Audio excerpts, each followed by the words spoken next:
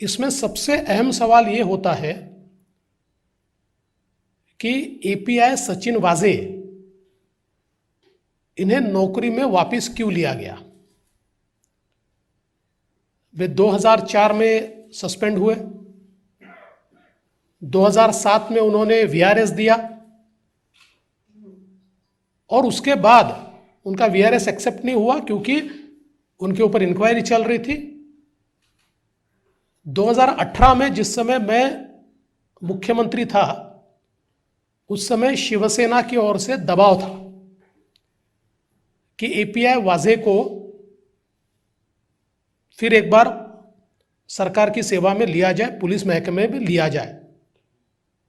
और उस समय मैंने उनका पास्ट रिकॉर्ड देखने के बाद यह तय किया कि एडवोकेट जनरल की सलाह मैं इसमें लूंगा। और मैंने एडवोकेट जनरल जी की सलाह ली। हालांकि वो कोई रिटर्न सलाह नहीं थी, लेकिन मैंने उनको फाइल दिखाई और उन्होंने मुझे साफ ये कहा कि इस मामले में हाई कोर्ट ने उनको सस्पेंड किया है, बहुत गहरी इंक्वायरी चल रही है, ऐसे समय उनको लेना ठीक नहीं होगा। और मैंने उस समय उनको नहीं लेने का फैसला किया। आप ये भी जानते हैं कि बीच में 2008 में सचिन वाजे इन्होंने शिवसेना में प्रवेश किया। कुछ समय तक शिवसेना के प्रवक्ता के रूप में भी उन्होंने काम किया और शिवसेना के साथ बड़े गहरे रिश्ते ये सचिन वाजे के रहे।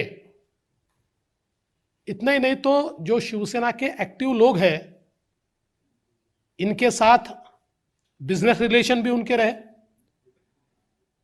कुछ कंपनीज भी उन्होंने तैयार की। और 2020 में 19 के अंत में जब शिवसेना की सरकार, उद्धव ठाकरे जी की सरकार आई, तो फिर एक बार सचिन वाजे को वापस लाने का प्रयास शुरू हुआ। और जैसे ही मार्च में कोरोना आया, तो उसके बाद कोरोना का बहाना बनाकर एक कमेटी तैयार हुई, रिव्यू कमेटी। और रिव्यू कमेटी ने बड़ा सिंपल सा उसमें लिख दिया कि चूंकि कोरोना में हमको अधिकारियों की आवश्यकता है, हमारे कई अधिकारी बीमार पड़ रहे हैं, इसलिए हम सचिन वाजे को वापस लेते हैं।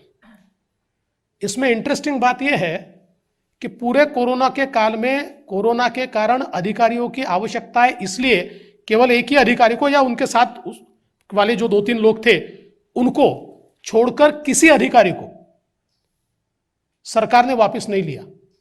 कई ऐसे अधिकारी थे जो छोटे छोटे कारण से सस्पेंडेड थे, उनको नहीं लिया। लेकिन जो हाई कोर्ट के आदेश से सस्पेंडेड थे और यह पता होते हुए भी कि 2017 में इन्हीं सचिन वाजे के ऊपर एक्सटॉर्शन का केस लगा और एक एक्सटॉर्शन रैकेट का वसई विरार के इलाके में पर्दाफाश हुआ,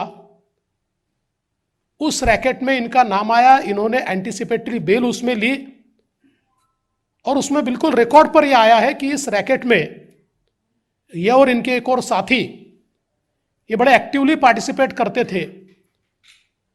तो जब इतना खराब रिकॉर्ड इनका था, ऐसे समय इनको लिया और लेने के बाद क्या किया, तो मुंबई क्राइम ब्रांच की सबसे महत्वपूर्ण यूनिट है क्राइम इंटेलिजेंस यूनिट।